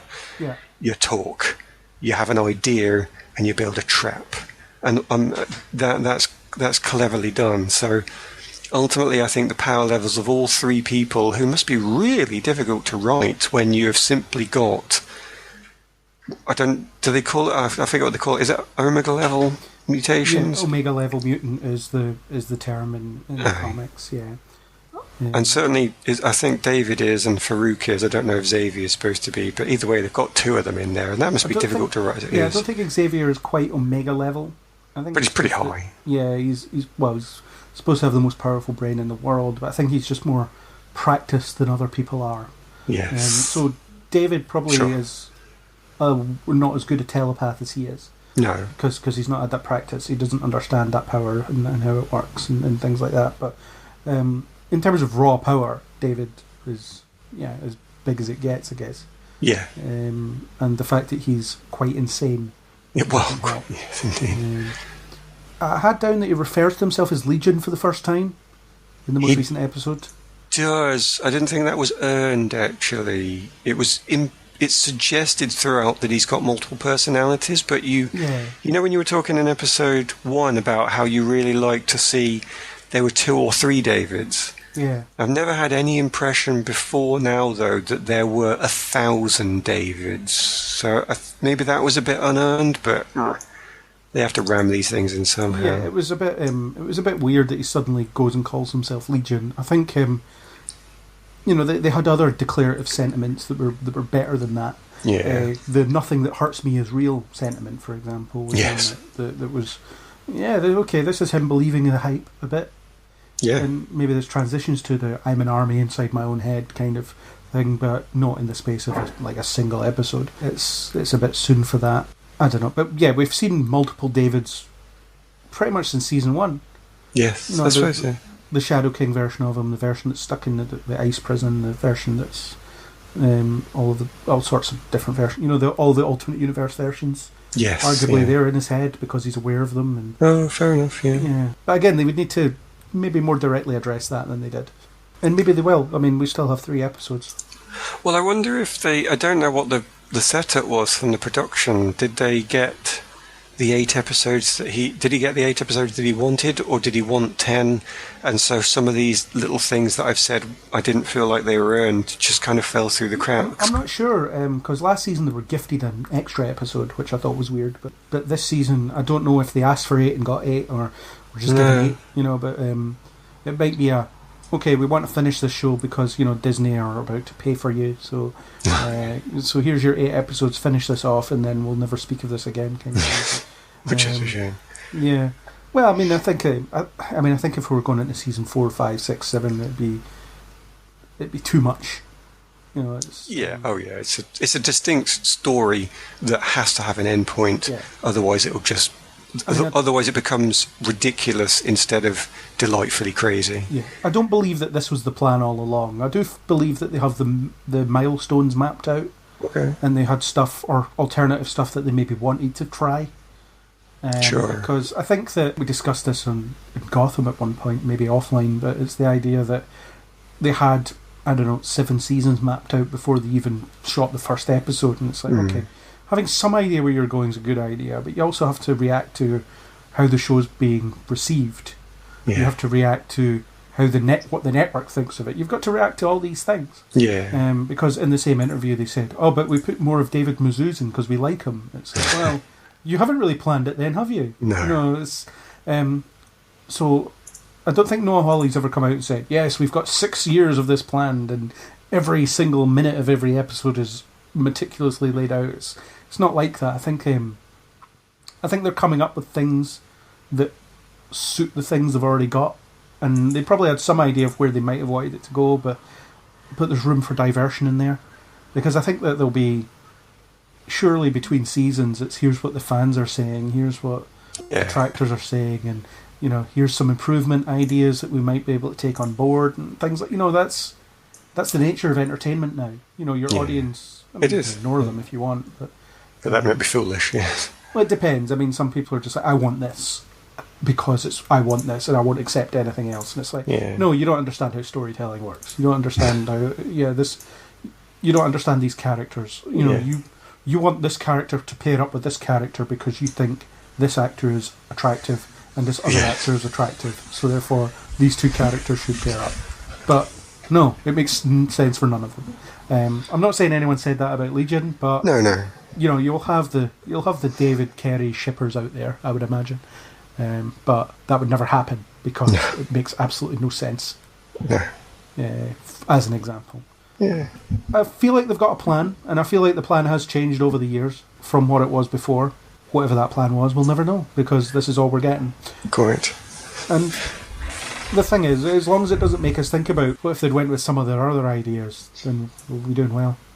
Well, as I say, I've come to trust them, actually. I do trust this writing-directing team. I believe in that when they've set something off, there's been a payoff. I believe that when they've created plot, like I said with Xavier, I believe it is intelligent and thought out. It does seem like it comes from somewhere rather than just, we're writing Lost and we just need to have crazy things happen. Somebody get me a dictionary, roll a dice and tell me what turns up next. You know, it's never been that bad. It's in fact, it's been exactly the opposite. As I say, I've got that trust that they've intelligently added things together that mean something. They've got the atmosphere, they've got the little extra bits to think about with the music, and especially what you said currently with this series, David thinks in terms of songs because he's not capable of thinking in terms of an adult monologue. So, I totally trust him with that, and I'm actually quite looking forward to the last 3 episodes. So yeah, I'm compelled to see where it's going to go. So, do you have anything you would like to end on, or in the vein of Legion begin with, because we don't really know where we are? No, actually, I think covered almost everything, which is surprising. Nice. Yeah, I didn't think we'd get through everything that I had noted down, but it all fit neatly into these different headings, so cool. What we have said there then is we totally understand Legion, we get it, we've nailed that, we know everything. Well, that's it. Yeah, this is, as far as I'm aware, the only Legion podcast on the internet. Oh, really? Nice. I don't know, maybe there is a Legion podcast. I can't back that up. Well, I look forward to the next 3 episodes then completely undoing everything I've thought, because that's what happened in previous series. I committed to all these things, and then it was like, no, it's not there. Like, oh, fair enough. And we might have Chris back next for the final episode. All right, okay, cool. Yeah, Chris has been lost in the void, or I don't know, whatever these people get lost in Legion. Time corridor, eaten by a time demon. Yeah, he's here. You just haven't heard him because all his contribution's been eaten. That's true. That's it. Chris is here all along, but his contribution was eaten. In that case, I will ask you to say your farewells in the appropriate Legion fashion. I don't know what the appropriate Legion fashion is, but... Nobody does. I'm going to go and forget about that bus trip earlier. I'm going to encourage a time eater to eat some stuff I'd rather not have to think about. That's probably a way to do. And I'm going to say... So that was our discussion in second part of Legion's episodes. Thanks to YouTuber 331 ERock for the supplied music. If you are liking what you're hearing on Legion, Kneel Before, Rise Against, or any of the subjects, you should be able to find us on iTunes, YouTube, or any of the other podcasting apps you might like to use. If you are on iTunes, please give us a rating and a comment. And if you want to discuss Legion, or in fact anything else you can find on the website, please leave a comment on Kneel Before Blog. That is kneelbeforeblog.co.uk. We are always happy to hear from you and hope you'll join us for the next podcast. Facebook and Twitter as well.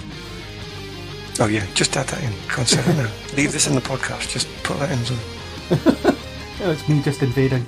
Yeah, do it. That's totally Legion. You're a time demon.